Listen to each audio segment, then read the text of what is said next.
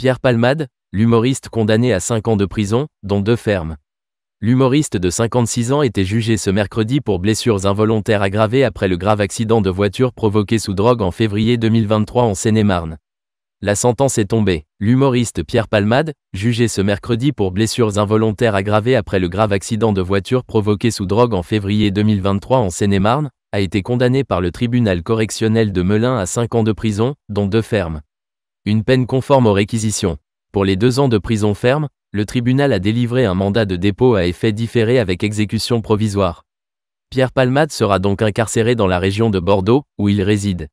On ne peut pas être trop indulgent quand le dommage s'est réalisé et que la conduite sous l'empire des stupéfiants a causé un drame, avait déclaré la procureure Marie-Denise Pichonnier en fin d'après-midi. Le parquet avait alors requis une peine de 5 ans de prison dont 2 fermes.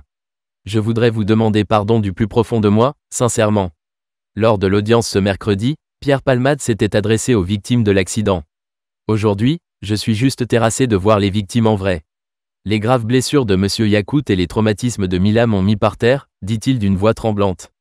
Je savais que cela arriverait. J'aimerais me retourner pour leur dire pardon. Je voudrais vous demander pardon du plus profond de moi, sincèrement, avait-il alors déclaré à la barre, ne provoquant pas la moindre réaction sur le banc des parties civiles.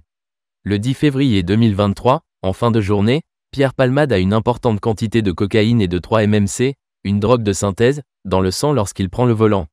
Sur une route du sud du département, sa Peugeot 3008 percute une Renault Mégane venant en face. Dedans, un homme de 38 ans, son fils de 6 ans et sa belle-sœur de 27 ans, qui perd après la collision le bébé qu'elle attendait. Leurs pronostics vitaux un temps engagés, ils subissent aujourd'hui encore de lourdes séquelles physiques et psychologiques.